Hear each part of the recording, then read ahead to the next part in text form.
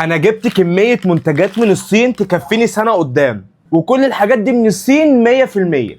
ده مشروب صيني، وده جيلي من الصين، وده معرفش ايه الصراحة، ده كيوي، وده مشمش، وده معرفش برضو، وده توت. هنعكشهم على بعض ونختار عشوائي.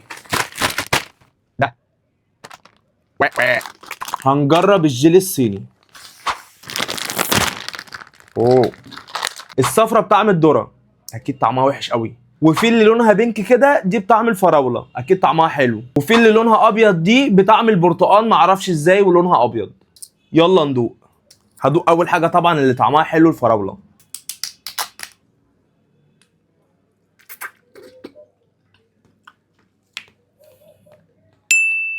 طعمها جامد جدا بجد، طعمها تحفة، اديها 10 من 10. انا خايف ادوق اللي بطعم الذرة دي، فهنخليها اخر واحدة. ندوق بقى اللي بطعم البرتقال.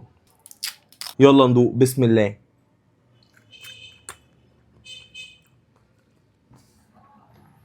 يا جماعه طعمه حلو قوي، ما فيهوش طعم برتقال خالص، هو طعمه عامل زي ميكس فراوله. عارفين انتوا عصير ميكس فراوله؟ نفس الطعم بالظبط.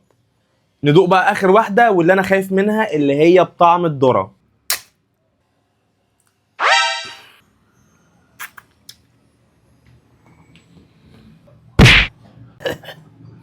يا يا طعمها وحش قوي اللي بطعم الذره، لكن الباقي طعمه حلو جدا، وهم مكترين في الذره كتير قوي، يعني بجد كتير.